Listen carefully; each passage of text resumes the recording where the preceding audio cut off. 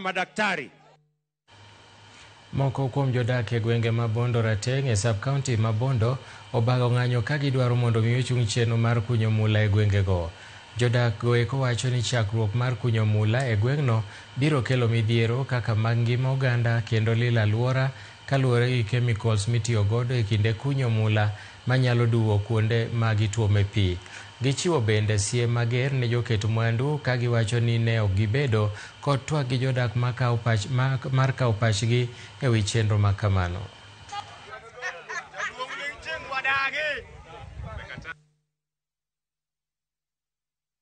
Seche mane igero gini nakia.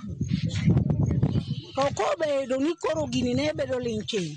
One area waka. Gima wanyalo pidho en jamni. To ma yawo. Macha yawo aora. To wadagi. Ni gini ok nyal bedo e area waka. Biro nego nwa jamni. Biro nego nwa nyithindo. Ndara ni. Be niloso gi pesa. Linking biro tieko nwa ndara. According to area mar Kopolo kidhi Nyang'oma Kiridri, there was a time madhok no tho almost a week to karna gibedo tested to no ni en mana effects of leaching. Area mar Abimbo is the same. No como is kamu obi be disposed. En la mo ngi nyal pidho ngi nyal pidho nikech chemical mukete no. Okay the. Koro nangi no rombe ni luongo wa tingiso wa ni obo timo kama.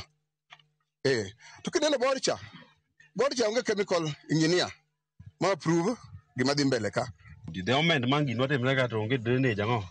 Drainage system obedo laid ni mate kama gidwa waste dwa luwo kaka dhika. Pino bro rite to dhi aora to pino ka ji odhi omodho kata jamni. Wabro lose lives. To mwachungeni. En gimo chamo pesa. To loche makelo linching kyalo chungo. Gigo tiendgi dongo to kadho ndara gi dakika 3. Wadhi ga lemo kibuye. Wone ma ade giluwo. Ndara iringo miwe kucho to kadho maber. Awacho